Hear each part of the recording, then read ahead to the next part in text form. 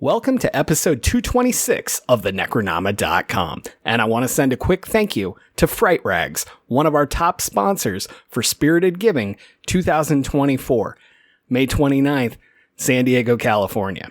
Fright Rags has been bringing you the best in horror apparel and accessories since 2003, offering a wide range of products for your favorite creature features, slasher flicks, and cult classics. Officially licensed collections include titles like John Carpenter's The Thing, The Evil Dead, Creep Show, Jaws, the Halloween franchise, and so many more. Head on over to fright-rags.com. Make sure to sign up for their SMS and email newsletter to never miss a drop. Listeners get 10% off when they use the code NECRO10, all caps, at checkout.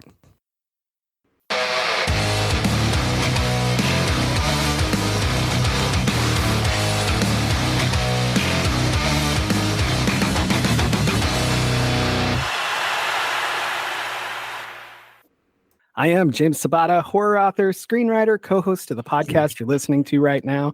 And I don't go to haunted houses because I already have a haunted house in my house and I'm terrified enough here. So I just don't go anywhere. What about you, Don? And I am Don Guillory, author, historian, educator, co-host of the podcast that you're listening to. And I would like to say that this episode is brought to you by Common Sense. If common sense occurred in more horror films, we would have fewer horror films.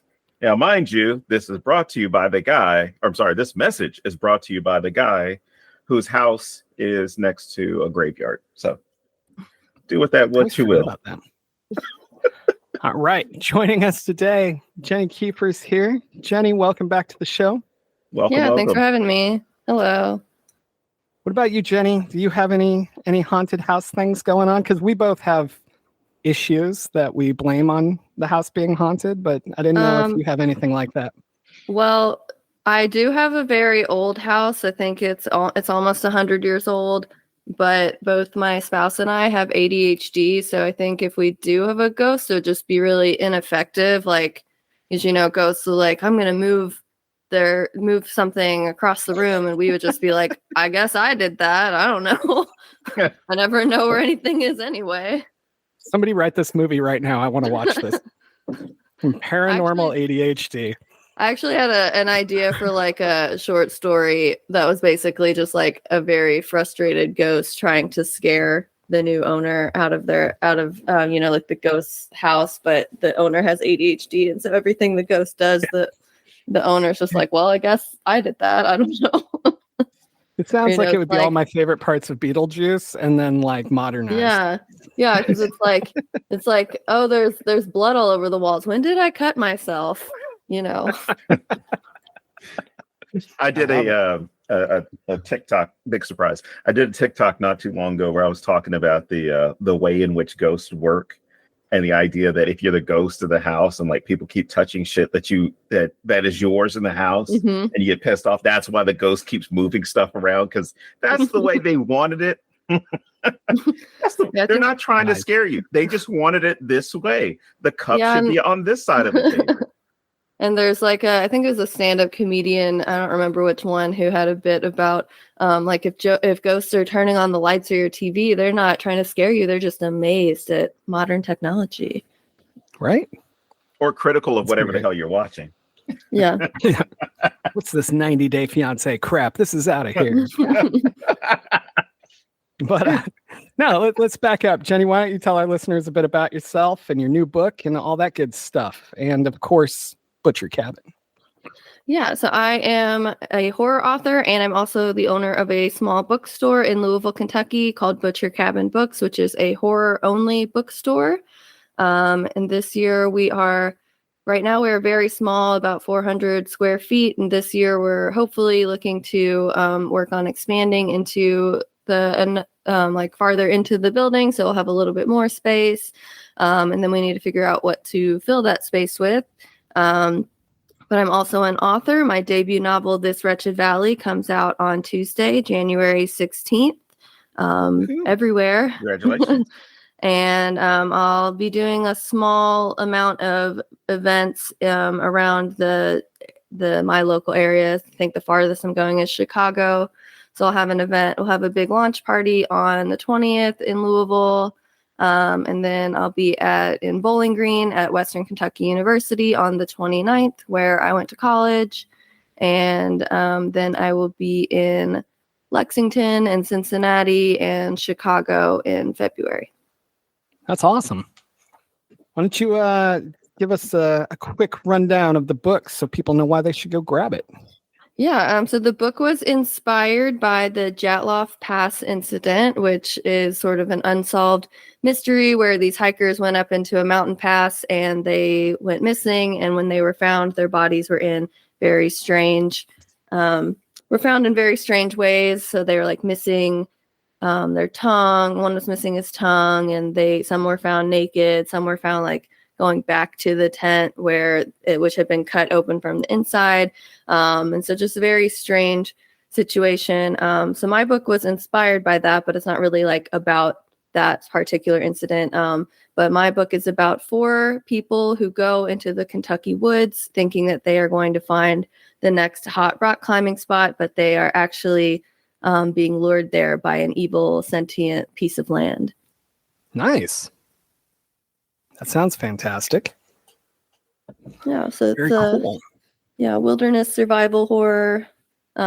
If people like Yellow Jackets, the environment is very similar to the wilderness in Yellow Jackets. Mm. All right, nice. Sweet. So Don, I want to go back to the haunted house thing really fast, just because obviously we're going to talk about Hell House and what's really going on there. I just like my story, and maybe I've mentioned it on here before, I'm not sure, but like when we moved into our house, we have this suit that's in our closet. Like you walk in the door, the closet directly to the left has a full 3-piece suit, and with painter's tape on the back, they just stuck painter's tape on the back of this suit, and it says, "This came with the house, it can stay here." And I've now lived here over 10 years, and I've never touched the suit. I'm never going to touch the suit. I don't know what's going on with the suit. My first short film was about what happens if you touch the suit, right? And but we have a lot of weird stuff that happens in our house. But I also have an 8-year-old, so kind of like Jenny's ADHD thing she was talking about, like. I just figure, oh, well, the remote's under the couch because I have an 8-year-old who, doesn't put anything where it should go at all, but sometimes like right now, as I'm recording this, my wife and child have been gone for 2 days and the remote was on the opposite couch where I haven't sat once. And I'm like, maybe that's nothing, but like, I don't know why it's there. And so there's part of me that would love for like, some old dude in a suit to just be hanging out in my house one day, and I could ask him questions, but I also feel like I would die. Don, yours is a little more interesting than mine. What do you got going on over there? Well, Jimothy, since I know the area of Phoenix that you live in, and since that's some research that I'm doing right now, it's not an old white guy. So anyway. Dude, I've seen the suit. There's no way. It's an old white guy. No self-respecting black man would wear that suit. Hey, who said he bought it and wore it? Maybe it was, maybe it was a trophy during one of the situations that took place in Phoenix that I'm not going to talk about until my research is published because I don't want anybody stealing it. Really fast. Yes. My most irrational fear with the suit, totally irrational, is that if I took it out, it would fit me perfectly. Like that's my irrational fear with the suit. It's not that like some guy would attack me or anything else. It's that it would fit me perfectly. All right, what do you got, Don? I'm sorry. What was your question? Just tell me about is your ghost still active over there? Let me put it to you this way. Shit? I don't know if it's me or if it's following me or I just end up getting homes that have something that, whatever. One of the homes I was in, I think it was middle school and high school, or part of middle school, and part of high school because it wasn't the whole time. I would tell my mom, like, there's weird stuff that's happening in this house all the time, right? And then I think I was in college at this point or had long since moved out. We stopped living in that house for like 10, 15 years. And I made some comment of like, yeah, I never liked that one house you we had in Jonesboro was it always felt weird. And she's like, oh yeah, that's because somebody died in the house. And my mom doesn't joke about stuff like that. She doesn't like tease and mess with. If she says something like that, she's being serious. Like my mom does not make jokes. She will make, she'll make light of things, but she will not try and get you with something. So when she said that, I was like, oh, fuck, that explains it. And then when I was living in Arizona, weirdest situation ever. Like I would hear people saying things, and I know I shouldn't say this because now I'm going to get diagnosed with something, but I would hear people talking. It's like, fine. My wife doesn't listen to the show. She won't diagnose you. I heard like mumbling, and I heard like my name being called. And it was always just this weird thing. And the way my office was set up in my last home, I could see down the hallway. And I was working in my office, typing some stuff up or watching TV or something in there. And I see somebody walk up the stairs and then turn around the corner. And I said, babe, because, I thought it was Claudia. I'm thinking it's her. And I'm like, well, I'm working. I'm doing something really hard. Look, she's going to go back downstairs. I'll ask her if she can get this for me or whatever. So I literally walk into the same room to give her whatever the message is. Like, hey, do you want to go do this? Or, oh, could you get, if I know you're probably making something right now, would you mind just, bringing it up to me? That type of situation. I was going to tell her something. I walk in the room. There's nobody in there. I walk all the way downstairs. And it's my wife, my mother-in-law, my sister-in-law are all just kind of like, and my daughter all just downstairs, like watching TV, hanging out, talking. And I walk in, she's like, what's wrong? Because she could see my face. I'm like, you were just upstairs. I was just talking to you. And then I went in the bedroom. Was not a small house either. No. And I went upstairs and like, I'm sorry, I went into the bedroom and you weren't in there. Like I just talked to you. She's like, I've been downstairs the whole time. And of course, I'm like, stop fucking with me. You're playing. She's like, no, we've been sitting here like just talking. So I looked at her and I'm like, the ghost is back. and then, of course, where we live now, there's a cemetery behind it. So anytime something happens, I immediately think like, ugh, they're just out for a walk. They just want people to know that they're here. I don't know, man. I think one of the highlights of being dead would be not having to put up with humans anymore. So I don't think I would haunt anyone. You'd think that. I'd go haunt like a humane society and hang out with the dogs all day or something. Yeah, that's what I'd do. All right, so let's pull this back into Hell House. So Jenny, why did you pick Hell House? What is it about Hell House that does it for you? Well, it's Hell House LLC, and I think they did that because there's like a Richard Matheson book, right, called Hell House.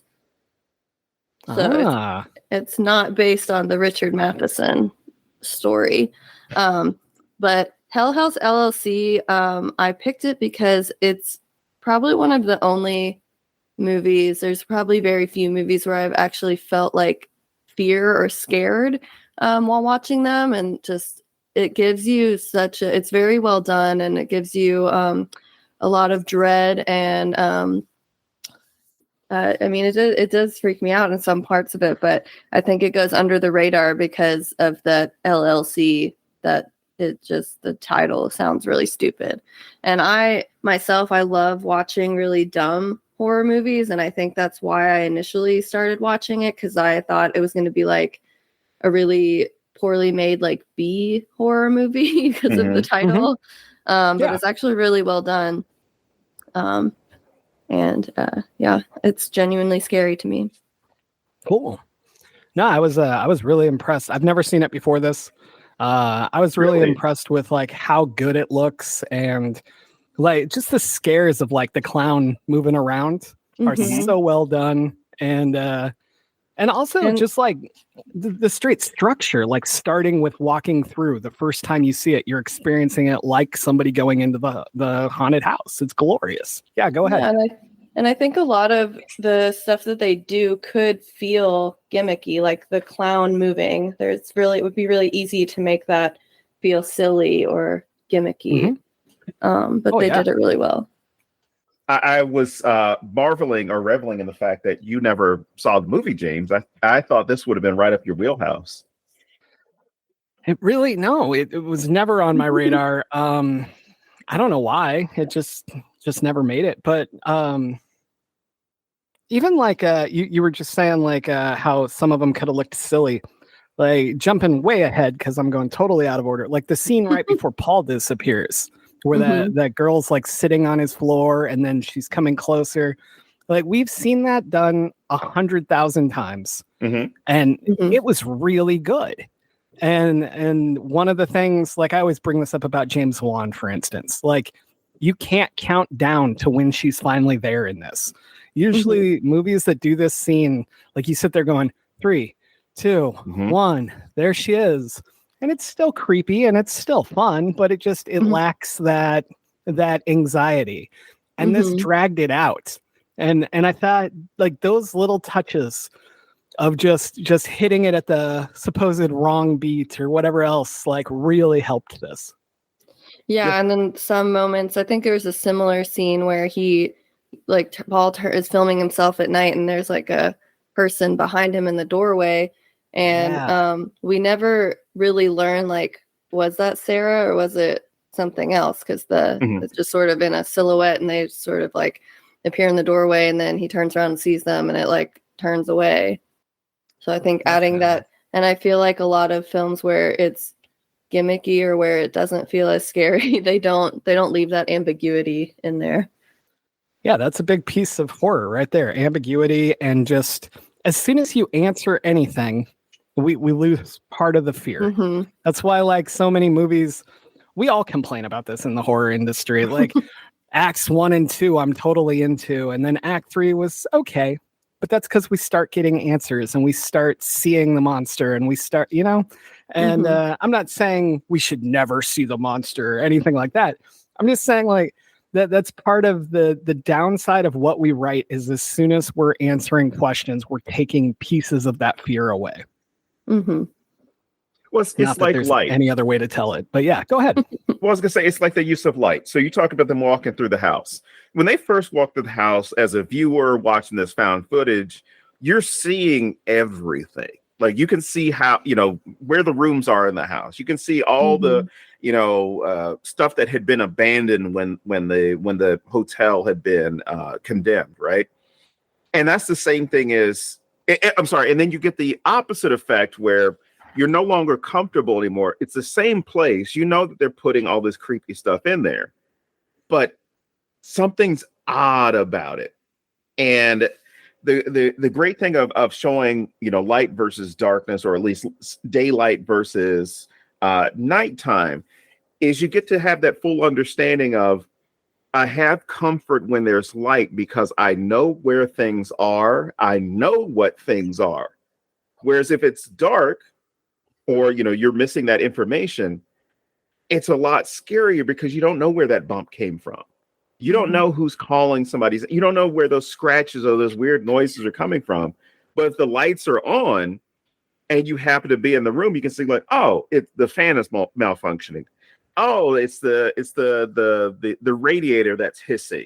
It's not a snake in the room with me. You know what it is. And I think by building those stories, you do take away that that veil that horror can have on you, because now you know where things are going, and it does give you that comfort towards the end as a viewer, to where you can make that complaint that it fell apart here, because now you are comfortable, as opposed to anybody who's going through this action. They are going to be tremendously uncomfortable because the tension, the anxiety, everything is ratcheted up because they, as characters, one, don't know what genre they're in, but they, as characters, don't know anything. They don't get it. It's like watching a trial from home and then being on the jury. If you're watching that same trial at home that the jurors are participating in, you are privy to a lot of information that the jury does not get to have, because there are certain legalities with respect to what is admissible in court and what's not. And if you're in the jury, it's so much harder to figure out what's taken place or what has taken place, as opposed to being somebody who has free reign over all the information and misinformation to figure out what's going on. And that's what you have here is you got an audience that knows what the hell is going on, or at least thinks they do. Right. Mm-hmm. And it learns more as we progress through because of the documentary style approach. Whereas those people who are undergoing this, that's the real terror. That's the real fear. And so whenever somebody gives that complaint of like, oh, well, it fell apart here, I'm like, because you're comfortable with knowing what genre it is and understanding that there are no stakes for you. The stakes are for those characters, and the way that the actors, the writers, as well as the entire production team is able to hone in on that anxiety that you would feel is outstanding. Because before I forget, let me mention this part. Like even the actress that they hired, right? She goes from, oh, this is fun, this is interesting, this is great, to this isn't part of the tour. This isn't part of the haunted house. Help me. And everybody's panicking, but they don't even think like, oh, maybe we should help her. It's, oh, this is part of the show. But you see that same anxiety, that same fear with her, which is like, no, you fucking idiots, help me. Well, I will say, in thinking about your light, dark scenario, that was probably the only thing that does bother me about this film is just the character's decision to, like, when things go bump in the night, they don't turn the lights on. Yes. Just like investigate with like a flashlight on the camera. And I'm like, just turn the lights on. There's so many moments like that for me.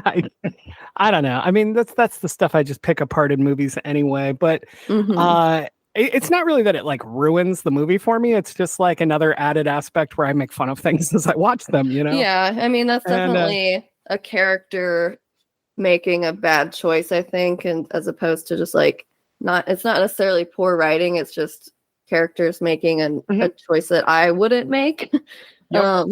And I don't, I guess I don't really understand, but maybe they had, and they didn't really like say, explain, like, well, nobody ever said like, well, let's turn the lights on. So maybe there was like a specific reason they had for not turning the lights on, but who knows? I don't know. It was just weird to me. Like, it just feels like one of those really easy to fix. It's not even a plot hole, but I'm going to call it a plot hole. Like a really easy to fix thing, just have somebody say it and have somebody else give a reason not to. And we would all just instantly let it go. Right. But the one that got me was when Paul disappears and the camera's laying on the ground and they don't think, hey, this camera's on. It's been recording everything. We could just rewind it and see what happened to him. Instead, they're like, just keep filming. They just move on with the camera. And it really pulled me out. Like, I was laughing my ass off. I'm like, don't you care what happened to your friend?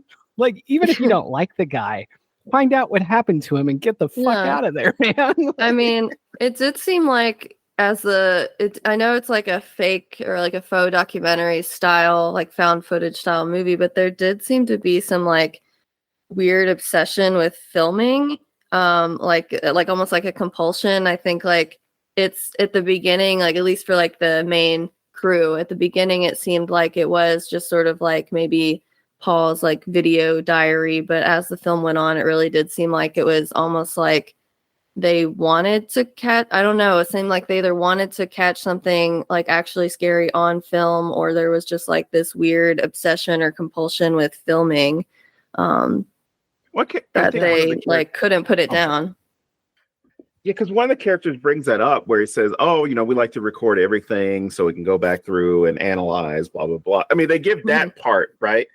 But the only other part that would keep me at, like, this is why you keep recording is because one of them, and I can't remember who it was, and I don't think it was Paul, makes the comment of, like, I'm trying to catch a ghost on film. And it's kind of just brushed off as like, oh, you jackass. Yeah, whatever. But then you kind of get that understanding of like, oh shit, I'm gonna like some weird shit is going on. It's documenting, and we do it with all types of events, and it's almost become a joke at this point, where a horrific event takes place. Everybody takes out their phones to record, and we always say like, why aren't you calling the police or paramedics or firefighters or something? Yeah. Why are you recording? And it just becomes, it's that compulsion that we've all kind of, I I don't want anyone to say inherited, but it becomes almost a trait for us where we see something happening now. We have these wonderful devices in our pockets, or wherever we happen to keep them. And that becomes the go-to. It's not, oh, let me help. It's not, oh, let me call somebody. It becomes, oh, these guys are fighting and shooting each other. Let me pull out my phone and record it. Yeah, and I also felt like it was interesting the way that the film used that cameras, or like the film footage or the found footage, because they had security cameras set up, but we never got that footage used. And I don't remember if they like ever said anything like that was destroyed or not able to be recovered. But I did find it interesting that the only like footage that we were shown was things that like people filmed themselves on like a handheld camera. Yeah, that was weird to me too, especially because they kept mentioning all the security cameras. Like, I totally thought like at the end maybe that would pull in, and you know, like we get the videos handed to us by Sarah, but like I thought the security cameras at some point would come into this, and I'm like, why did you make such a big deal that they were there? Right. And we never really see them. I mean, we see a couple things, but like, what the hell? Very odd. All I took from it was, hey, you know, the demons probably erased all the data that they, you know, to show what was going on. Those bastards. I know. So they're like, Sarah, go take this to the people. They took the security footage down to hell with them. And now I'm just picturing like a party. All the demons have popcorn. They're watching it, you know. But see what I did to this one? They said that like the hotel was called like, or it used to be called Abaddon Hotel, and they said that was the demon who guarded hell. And every time that they like revealed that, I'm like, why didn't they just call the movie like Abaddon Hotel or just Abaddon? Like, why Hell House LLC? I just can't get over that as a title. It's so terrible. Well, and like the thing with that, if you were going to use this title, to me it implies that you're already thinking about all the sequels that obviously we got later, but we didn't know we would. But like as a business, I don't think after this time you're going to be able to be like, let's move to another hotel and do it again. Right. You know, so it's a really weird choice for a title. All right, yeah, Jake, and I'm going to counter that. We are such horrible people that if some bad shit happens, there was God, what was it called? Action Park or something like that in New Jersey. They had documentaries about it. I think even Johnny Knoxville did a movie about it, where it was like the most unsafe amusement park you could ever go to. And people went there because it was the most unsafe amusement park you could go to. Just accidents, broken limbs. You know, this is like people who are working there as well as people who were guests. You know, all types of stuff was going on. But there's that idea, is it really hype? Because a lot of this is built off of a legend, right? A legend around the hotel and around stuff that might have happened there. And the owner hanged himself and all these cool things. So you already have people being drawn into this because it's so taboo. We shouldn't be doing it, right? You know, this is kind of disrespectful to the people who died, but I'm not really sure that they died. How scary could it be? You know, this movie, 4 people passed out. Oh shit, I got to go see this movie. What caused these people to pass out? So, I mean, I see it because you have this cultural phenomenon that gets attached to, something becomes a cultural phenomenon because the popularity that gets attached to it. And you would have people that are saying like, you know, yeah, 4 people died at your last one. Now it becomes an issue where you have to sign a waiver before you go into the haunted house. Well, I mean, you see that even in the film, because there's like people after the incident, they like break into the hotel. There was like the main journalist does it at the end. That one like guy journalist whose name I forgot, but the one who was like talking about it, and he's like, "Will you tell me what happens?" And he said that he went in there and took pictures, and he seemed like almost gleeful when he was talking about it.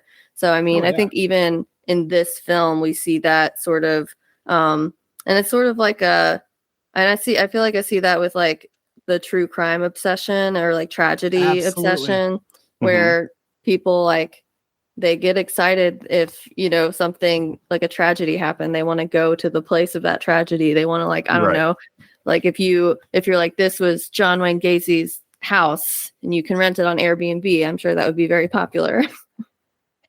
Oh man. No, I was I gonna think say it's a good thing it got bulldozed, because you're absolutely right, Jenny. It people would be not only Airbnb, people would be camped out in front of the house, in clown makeup, peeling off pieces of their skin in a little craft class. Anyway, no, I think the exploitation of tragedy and suffering for entertainment and profit, that's a mouthful. I think it's just everywhere. Like we do see it with like the true crime stuff, and even like I look back on like is it Tiger King, Don? Is that the name of it? Yeah. Yeah, like that whole thing, like, oh, somebody might have been feeding people to tigers or this crazy shit. Like, we immediately want the worst part of it. Like we want like video evidence of somebody like feeding somebody to a hippo or some shit anywhere we can get it, you know, or this obsession with going to these places and just, I don't know, like, what are we even looking for? Like, are we looking for the energy that was there? Are we just trying to say, oh, I went to this horrible place? Or like, it's weird, but it so permeates all of our society. And we want movies about it, and we want podcasts about it. We want podcasts about movies. Oh shit, I've gone too far. And we, but like we want to ingest all this stuff. But even like you talk about the unsafe amusement park, right? We don't want to go so that we can be the one that's injured.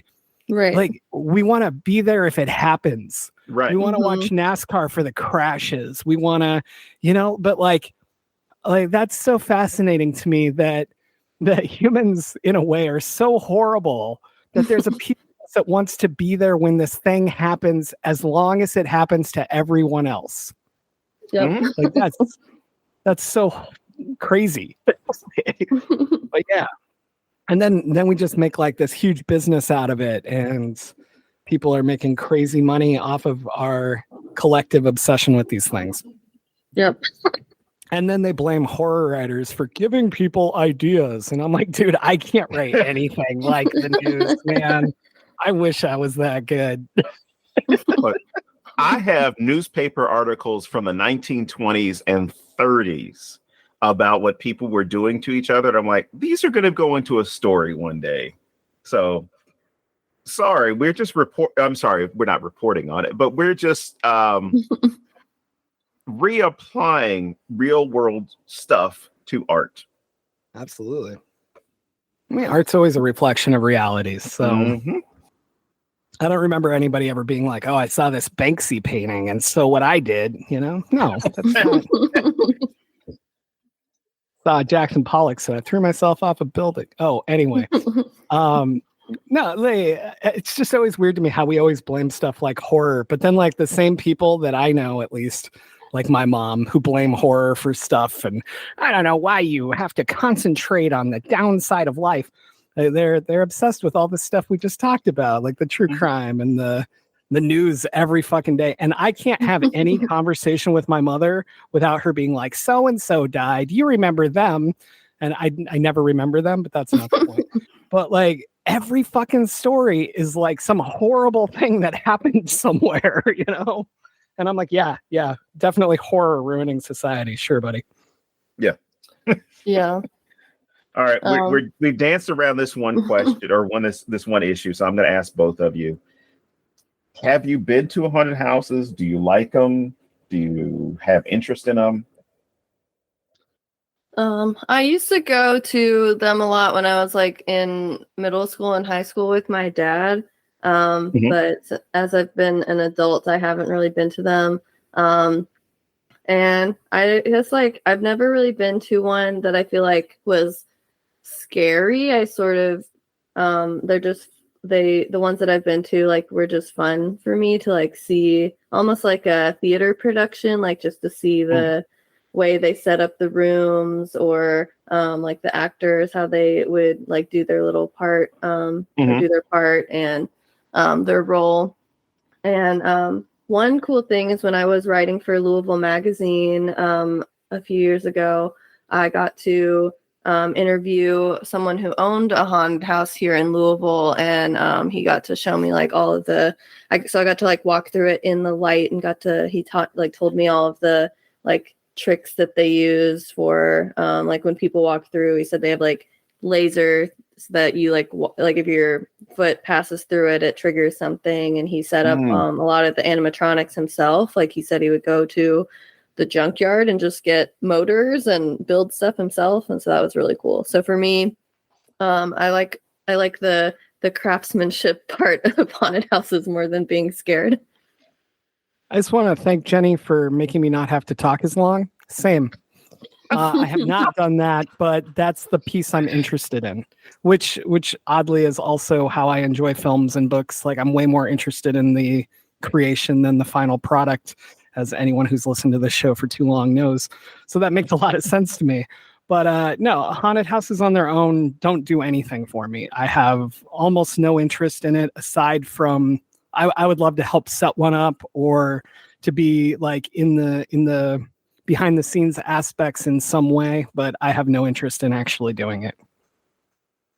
Okay. What about you, Don? Have you gone to anyone? Do you like it? Do you hate it? Considering the viewpoint the two of you have given, I would be all for setting one up and participating in it, not participating as far as like trying to scare people actively, but at least like designing something.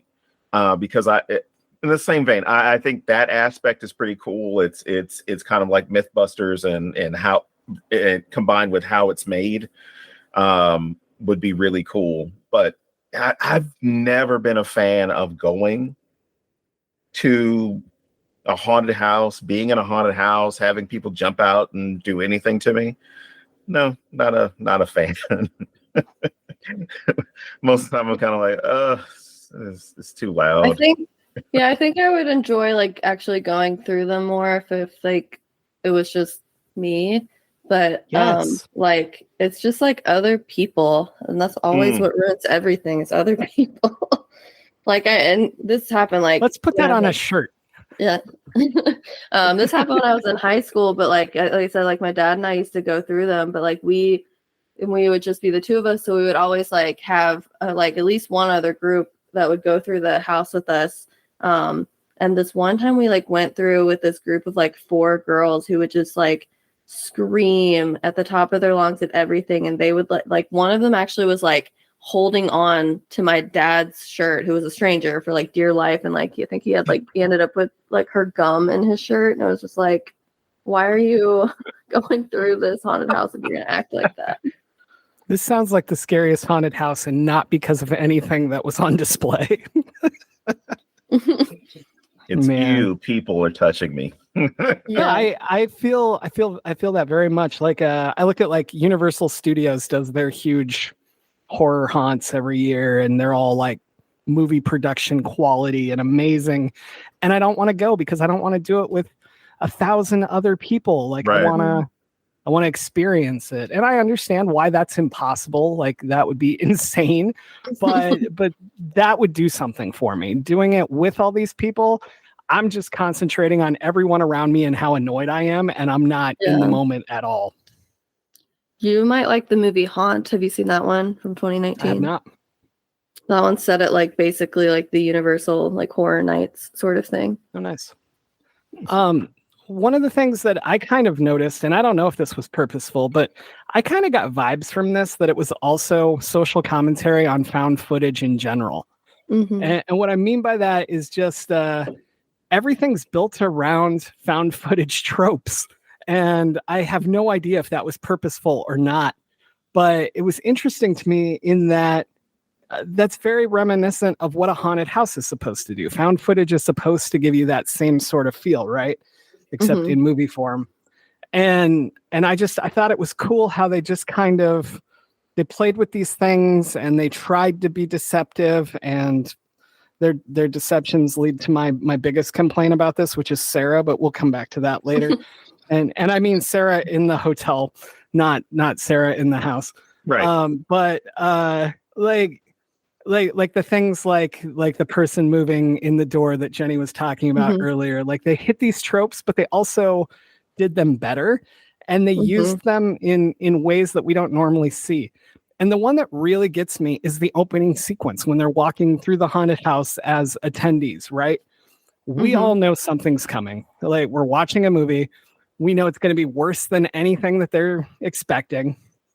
And you're getting that walk through, and you're getting like the gross toilet and the things hanging places.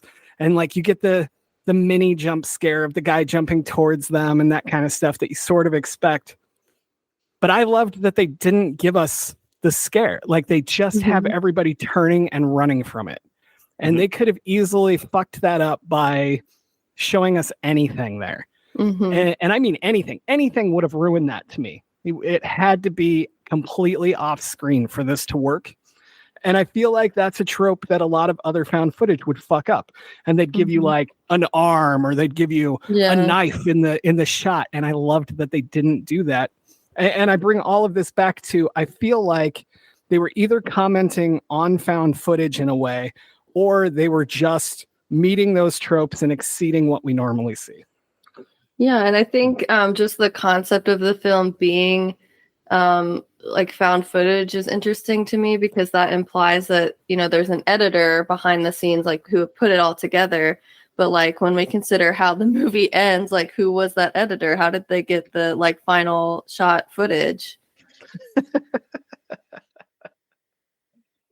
I know there was like a little bit of editing it like down in hell. I guess so, but I guess well, there was that like line that was like right before they go back, like the main like journalist lady, I forget her name, goes to the Abaddon at the very end. We do get like a little like line on screen that said like one of their editors like stayed behind to review footage and found like the shot that like was impossible or something, but then that doesn't really explain like did that editor. So I guess we could assume that that person edited like the Hell House LLC film in the universe that we're sort of pretending to watch it in. But did that person go to the hotel to like retrieve the camera that that journalist was filming with? Yeah, it's weird. And I mean, that's probably one of those things where we're all applying logic, so it's falling apart. But that's the stuff that as a writer, I'm always like, that's the shit I'm going to get eaten up for. Like somebody's going to be like, this was a great book. I give it 4 stars because he fucked up this mundane detail. And I get obsessed with mundane details like that. And this isn't even a mundane detail to me, because I do feel you owe it to the audience to be logical about it. Like you don't have to have it make total sense, but yeah, like who's going for that fucking last bit of footage? That's weird. Yeah, and I mean, they could have even, if we're like thinking about logical, like you said, I think and that's a problem that I have with reading books that have a lot of world building. Like I always say, I'm not very good at reading fantasy because I break the world building. I have trouble suspending my disbelief. Me too. Yeah. And maybe it's because I'm a writer and that those are things I have to think about when I'm writing. But I mean, they could have even just had it as simple as like the journal, because in that scene, the cameraman didn't want to go in. He was like, don't open the door, let's leave. So it could have been where like he's outside the door and the journalist goes in. So you still see that end shot of like Sarah in the room, and you could maybe even see like the door slam and then he runs away. Like that would have been, I think, an easy sort of, that would make way more sense. No, I think that would make a ton more sense. And while we're on the subject of Sarah, that's the whole hotel thing is my biggest complaint about this film, because I think it would have been so easy to fix, and we would have lost a lot of Sarah throughout the film, but I'd be okay with that. I don't really think it was necessary for most of it, but I don't like that she's in another hotel or another area and like, you know, meeting with people and all that shit. Like none of that works for me. And I think you could have had those same people waiting to meet with her, and like she's late, she's not there, and they could be talking about it and giving us something, and then go up to the counter and say, hey, could you ring 2C? We were supposed to meet with her. She hasn't come down. They'd be like, what do you mean 2C? You know, and still get that whole, because that 2C thing was fantastic to me. Like you still get all of that, but man, Sarah sitting there talking to them and being somewhere else like that, just I hated that completely. Or they could have even like that journalist was like so excited to be able to go to the Abaddon. Like her cameraman was kind of wary, but like she was very excited. So it feels like they could have even said like for whatever reason Sarah wanted to meet at like on site of the Abaddon. And so absolutely. Then they would even go into like, well, what does it feel like to be back here? Like I never left. It's all exactly the same. Yeah, that would be so good. Like, and it would make total sense. I don't know. Don, did that bother you at all, or? Well, see, the thing is, when I go into horror, see, this is my mom's discussion, which is like, this didn't make sense. This is bullshit, because she would be saying that throughout the movie. For me, it becomes that thing of, I know what I'm getting into, so I'm like, I'm gonna suspend belief with a lot of this. But the one thing to go back with that opening shot, the thing I thought when I first saw this movie a few years ago, and then when I rewatched it earlier, was if I'm running, we're all running. If you're running, I'm definitely running. That type of philosophy in this type of situation, because I've explained it to my kid, like if you see me running or you see a group of people running away from something, that is not your opportunity to be like, what's going on in the basement? Stop everybody in the hall and start interrogating them. I'm like, you know what? I'm gonna get the fuck out of this building and ask questions outside, because that's the understanding, is like, ask questions when we stop. Don't ask questions when we're running. Ask questions when we're done running, because that signifies we're safe. But no, I didn't have a problem with the found footage at the end, as far as with the reporters, because I immediately thought about Cloverfield, where somebody went by, somebody collected this, somebody cataloged this, and somebody edited this footage. So it could be anything. It could be insurance. What are they called? Not insurance. Insurance adjusters, or somebody that was trying to find out what happened with suspending outside of this entire universe, just within this one film. Mm-hmm.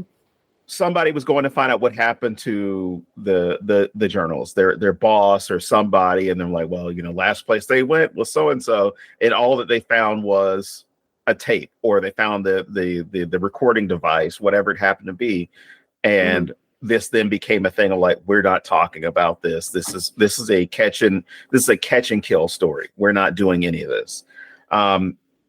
So for me, I kind of look for any ways to rationalize it, as opposed to, this doesn't make any sense. This is what could have worked, and that's going to be canon for me. So I'm going to leave it there. Nice.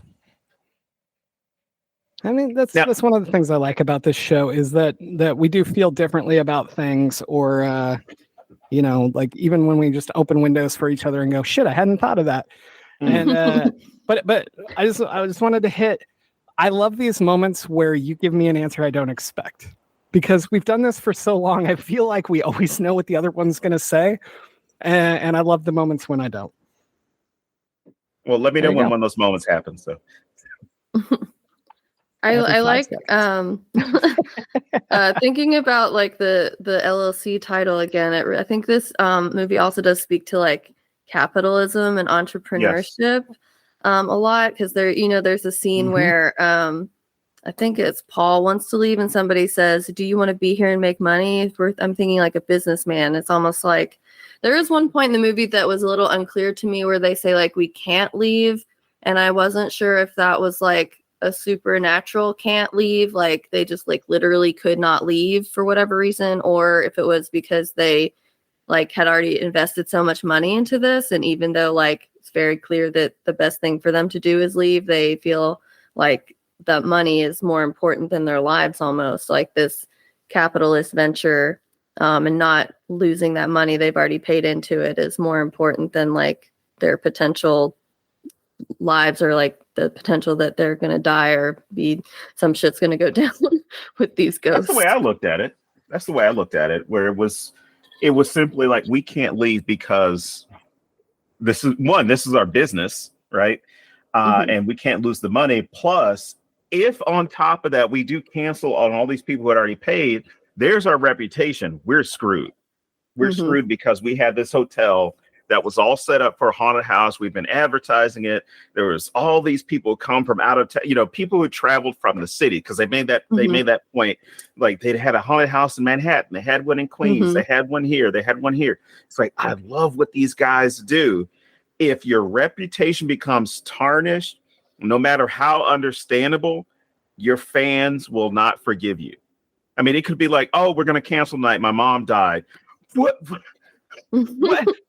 What do you mean? I drove all the way out here for blah, blah, blah. Dude, she's still going to be dead tomorrow, so let's do this. Exactly. And you know what, James? That one music artist I can't stand. I mean, out of many music artists I can't stand. It's like you're going to need to narrow that down. So we had Morgan Wallen. I can't remember his name, but anyway, the country singer come out here last. Waller with a hard R. No, it's Wallen. Wow, Wallen. Okay, you're welcome. Well, he definitely used a hard R. But we had back-to-back concerts here in Oxford at the University of Mississippi. I forgot how many thousand it fits, right? But apparently both nights were sold out. It was the football stadium. He cancels the next day, claiming dehydration, illness, something, right? And there were people who were literally suing, which is their right to do, suing because they had spent X amount of dollars to travel here to go to the concert. And at that point, you had people, all these, social media that were saying, like, you know what? If he went and got drunk, if he did this, I'm not going to go to the next show that's going to happen. He cost me X amount of money. My entire family came. We did this. So you have all these things where no matter what the excuse was, like, we all know he was hungover. I mean, that's the consensus, was that he was hungover from the night before and couldn't come out. But no matter what the excuse is, it's not understandable to that person who is invested in, and I mean financially as well as with their time, invested in coming to see your product.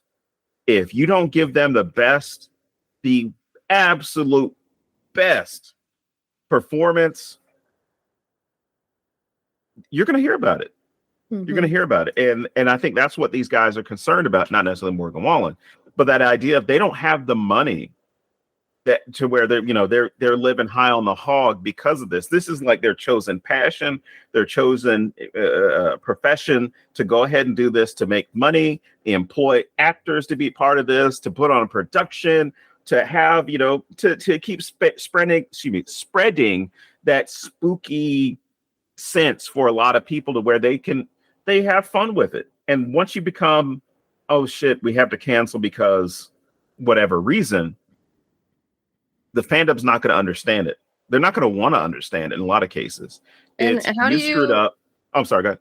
I was going to say, and how do you even explain like what you're shutting it down for in this particular situation? Right. Like, it's too our scary. haunted house is actually haunted. It's too scary, guys. You can't come in there. All right, I'll pay extra. Dude, it even happens with like things people absolutely can't control. Like, I remember when I was in high school, I went to some concert. I don't remember who the main act was, but TLC was supposed to open. And it was right when T-Boz's sickle cell anemia was like way too much, and she couldn't do anything. And it was one of the first shows that got canceled because of it. And people just lost their fucking minds that TLC wasn't there.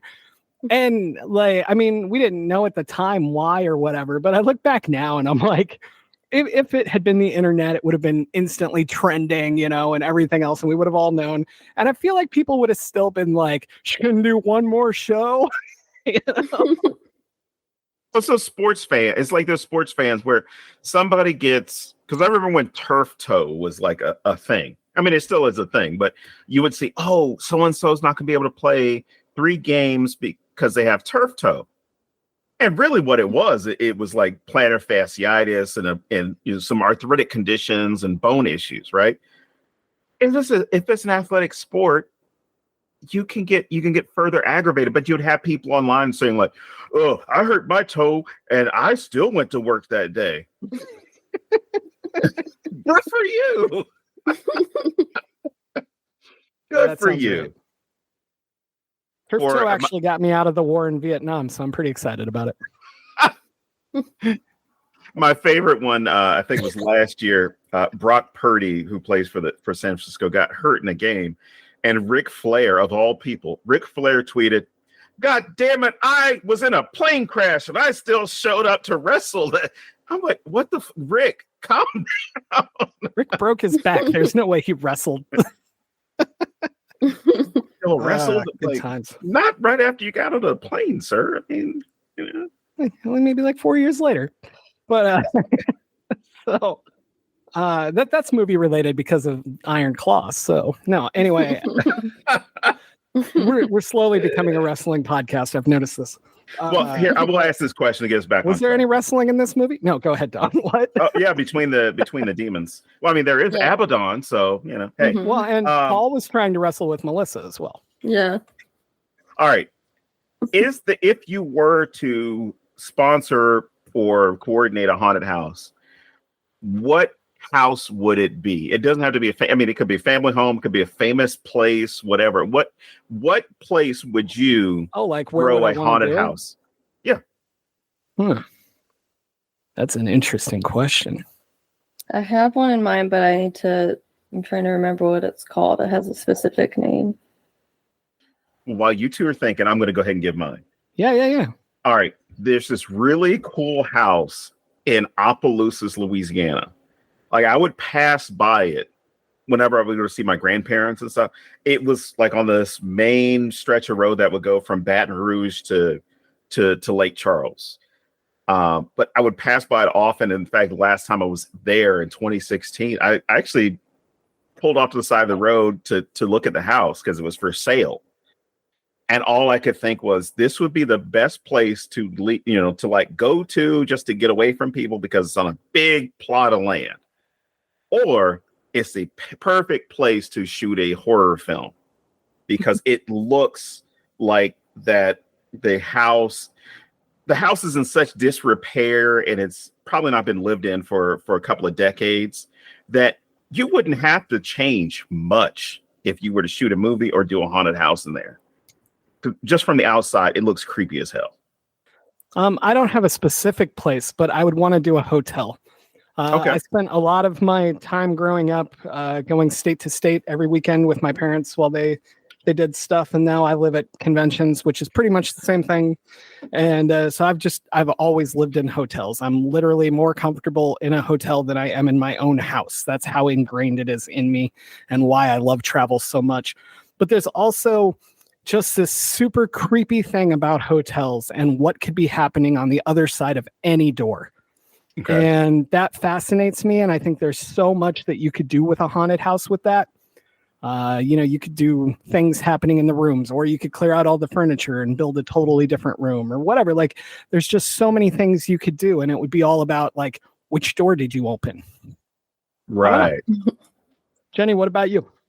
Well, my first thought was the Winchester Mansion. Yeah. Okay. But I think they actually do tours of that. They do, yes. And and then my second one might be, there's a house in downtown Louisville on 3rd Street. It's so I'm pretty sure all of downtown Louisville is haunted because it's all old Victorian houses. But there's a house on 3rd Street that a local author used to live in, and he did ghost tours. And he said when he lived in the house, it had there was a resident ghost, and the person who he sold the house to, the person that he sold the house to disappeared 6 months after the house was sold, and nobody knows what happened to that guy. And I think that it was after that guy, it was abandoned for a long time. And I think when we were buying our house, which is not on 3rd Street, when we were buying our house, that house was like a month before we really started looking had been like up on like a foreclosure auction site. So maybe that house. Nice. Maybe you'll see the ghost or what happened to that guy who bought the house from the author. We were actually talking about that when we were there for Imaginarium this past year. A bunch of us went out for like ice cream and stuff. And when we were just kind of hanging out, wandering around, we were talking about like the vibe of the area and how cool it probably is during Halloween and stuff like that. And yeah, so I think maybe we were already tapping into what you're talking about. Yeah, Louisville's a big Halloween town. Nice. That's good to know. There's somebody like at Starefest send me some money so I can come out.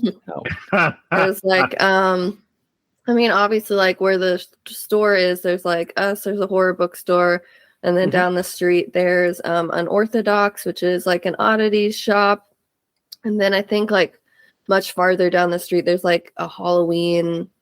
There's like a store that sells like Halloween themed products. That's new to the street. Next door to us is Fat Rabbit, and they're like a thrift store, but they also have some like Halloween themed or like scary movie themed stuff in there. So just even our street is really like Halloween geared or whatever themed a little bit. And then there's like a zombie walk that happens every year, I think in August. There's like a big Halloween parade, which I think this year turned into like a festival. And I think like this is like a couple hours from us, but I think Irvington, Indiana is also like a really big Halloween town. Wow. That sounds awesome. Don, I know where we're going. Oh. and they also do the pumpkin spice bourbon trail. No, I'm just kidding. That's not I hope. I wouldn't really be that surprised. I guarantee you something like that exists, James. I don't drink pumpkin spice and I don't drink bourbon, so I'll just be there following people, making sure you get safely to the next place. Or following you quickly and making you run completely unsafely to the next place. Either way, whatever I got to do, I'm there to help. Before we close out our Hell House discussion, I will say I do not recommend the sequels. Oh, okay. Well, thank you. I was going to try and convince my wife to watch. Or I'd asked her to watch this one so I could finally go and watch the sequels. But since you said no, I'm going to trust your gut.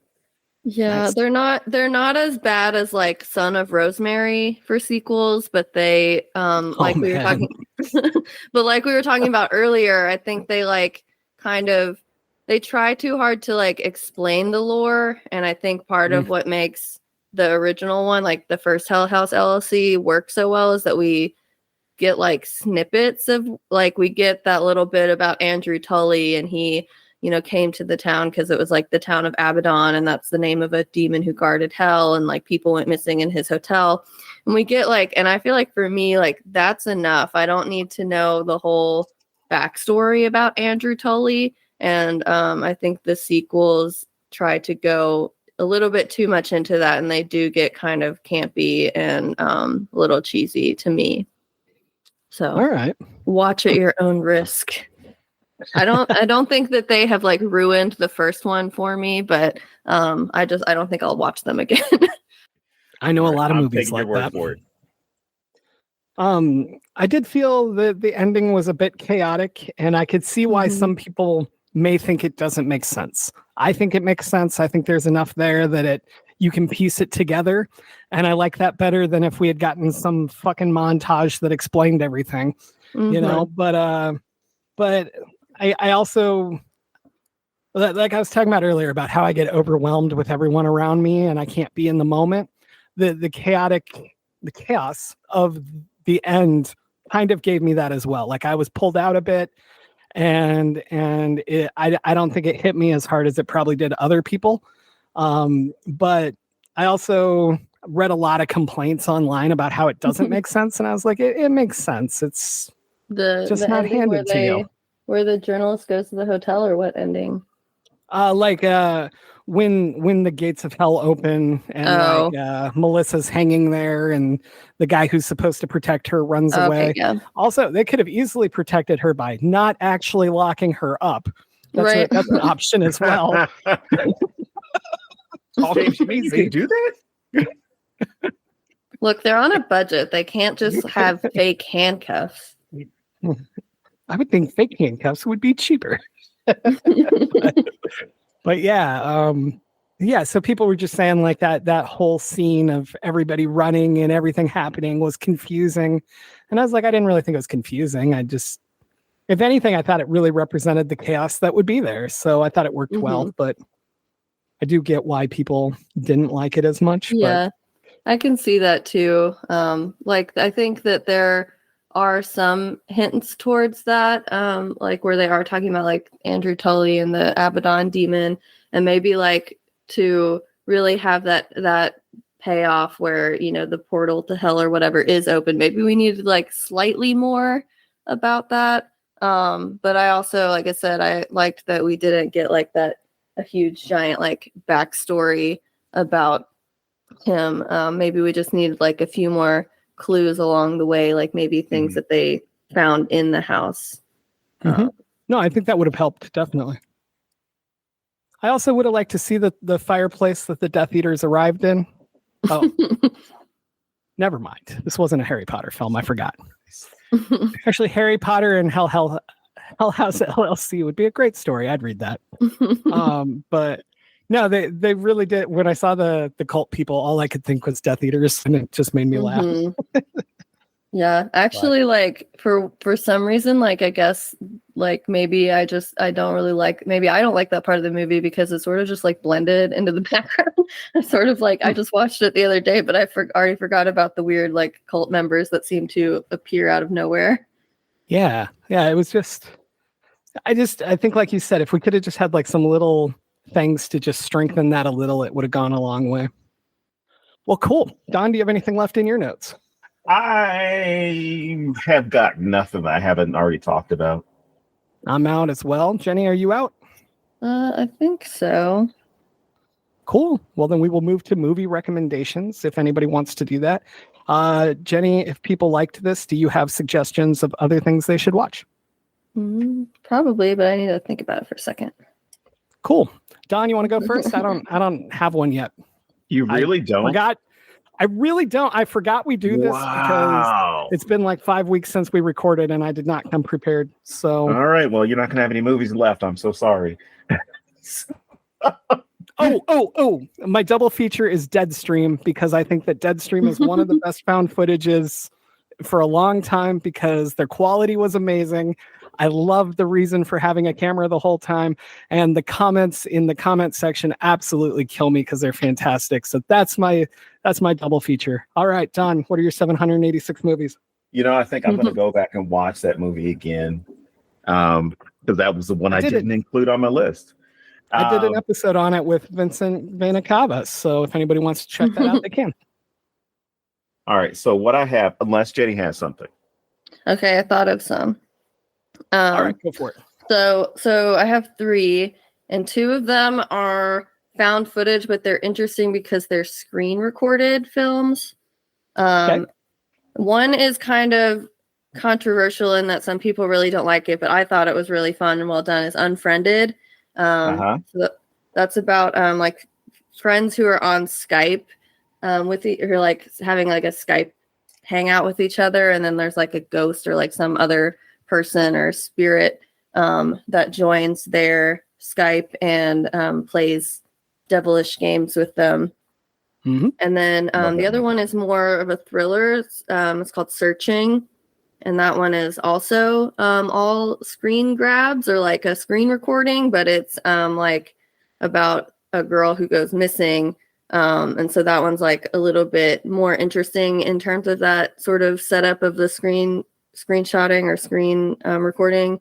How they do it is just really interesting, and I think it was like a really well done, put together thriller. And then my last one was the movie I mentioned earlier, was Haunt, which I think is from 2019. Because I think there's 2 movies called Haunt, but this one is the 2019 one where it's a group of friends who go to basically like a horror fest at a theme park. And it's very campy. It's just more like a blockbuster type horror movie, where like there's just fun kills. It's not anything like grand or super well written. It's just a fun ride. Okay. Nice. Well, I'm going to start off with this one. It's a documentary using found footage, where it should just say social media, because I mean, that's the footage they're using. And that's American Murder. The Family Next Door. It was about the dad who killed his entire family.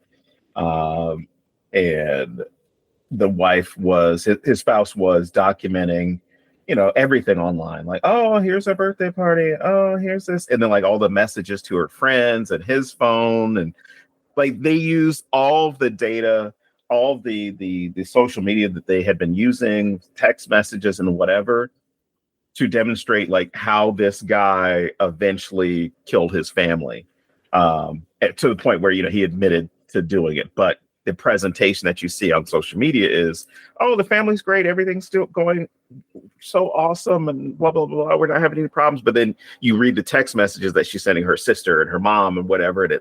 And you're sitting there, where this is going, what's happened, because it was a public case. It was a nationwide case. But you're still sitting there like, holy shit, what's going to happen? What's going to happen? He killed his family? How did I not know this? And you realize like, oh yeah, I already watched this shit before. But the way they're able to build a story off of the story that you already know and still have the tension, still have that anxiety, like as a viewer, is outstanding. But yeah, Unfriended was on my list, so I would just add Unfriended 2, Dark Web, because that one's fun. Dark and the Wicked, House. Obviously, we got to go with the I shouldn't even say the OG. The Blair Witch Project. I should say the OG of the late Y2K period. Friend Request. I'm sorry, not Friend Request, because that one's not a found footage. Cloverfield, Demonic, The Vigil, Speak No Evil, Host, The Visitor, Autopsy of Jane Doe, Tigers Are Not Afraid, Dark and the Wicked, and When Evil Lurks. I know I got rid of Friend. I got that one mixed up with Unfriended, but yeah, I think any of these movies would pair well because of the themes, because of the way the story is presented. Yeah, it'll be interesting to see what good found footage stuff is going to come out now in the post-COVID era. Because even something like a haunted house, I don't see those numbers going up dramatically as they were prior to COVID. Because even now, a lot of Halloween stuff is just been ruined. Really fast, I want to say a couple nice things about the film, because I don't normally do this. One of the problems I have with found footage is you almost never get great character arcs, right? Like you don't get super changes in people and stuff. And I thought, while this movie still didn't really give us that, all of the characters felt pretty real to me. The dialogue was fantastic. Like it was very normal, everyday dialogue between friends, and it felt real. And it felt like these people hang out. I don't know if they do or not. I don't know enough about it, but like, it really came through that they were friends and that, they were used to each other and playful and whatever else. And I love stuff like that, because it's so easy for something like this to feel a little off. Like I look at Host, the Zoom seance movie, and they're all really friends, and that comes through. Like you get that, and that one's still pretty cut up because they're not in the same room most of the time and stuff, but like you still get that feeling that they actually know each other and they actually play off each other and that kind of stuff. But a lot of these movies, the cast has never met each other before, or they barely know each other. So you don't feel that same thing that I felt like they had in this one. So right. I thought that was something I just wanted to throw out there. And then outside of that, I just want to point out my favorite fact about Unfriended. If you ever watch it again, I love that it was all filmed in one house and they're all just in different rooms. And And like when you watch it, it doesn't feel that way. Like they did a really good job with that. And it always makes me laugh because I'm always like, just go downstairs and see him. What are you doing? You know, but I just had to throw that out because it makes the movie more fun to me. All right, Jenny, let's bring it back to you. Where can people find you on social media? Where can they buy the book? And how can they grab some other books from Butcher Cabin? Yeah, well, you should be able to buy the book anywhere on Tuesday. If you want a signed copy, you can order it from Butcher Cabin Books. That's just horrorbookstore.com. And the bookstore socials are Instagram and TikTok, which we don't post a lot of. But those are both at Horror Bookstore. Twitter is horrorbooks_KY. Facebook, you should just be able to search Butcher Cabin Books and it'll come up. And then for myself, I'm at _Jenny Kiefer everywhere. And my website is jennykiefer.com. Excellent. Well, very cool. Well, thank you for coming back once again. We've had a great time. Definitely. Also, thank you for hosting our author reading at Butcher Cabin in July. That was a blast as well. Yeah, it was fun. All right. Most definitely was. Cool. Well, I guess that wraps it up for another week. So as always, I am James Sabata. And I'm just gonna go to this room over here. It says 2C on it. It's weird because I don't have any numbers on the rooms in my house. It's weird. You do now. Have and we fun. Will see you all. Send us a video of it later. Okay, I'll upload it. James, you can go through my Google. Actually, you know what? Here's the solution for how this would work today. It would be the Google Drive. Yeah, right? Or Google Photos. Yeah. And this was set in 2009 because I remember it being like the movie came out in 2015, but why 2009? It's interesting. Because it would take that long to be able to make a documentary about it. I don't know. They put all the logic into that instead of. See, if you take the numbers 2 and 9, if you add them, you get 11. However, if you subtract, you then get 7, which is a health. I don't know. I'm just making shit up. Which is a convenience store. But if you take the 2 and you see 2 O's in front of the 9, and you turn the 9 upside down, it looks like a B. So you could say boo, which lets you know that the place is haunted. There you go. Oh my God. I'm not even going to edit that out. I want everyone to suffer with If you turn 2009 itself all the way over, it looks like booze, like with a Z. Whoa. We've solved the mystery. Now you have plenty of proof for all the ghosts that live there. Good God. I'm sorry, demons. I didn't want to offend the demons. It's demons, not ghosts. Well, if you're not all totally sick of us now, we'll see you next week here at thenecronomid.com. Or at least you'll find us in some Google file somewhere.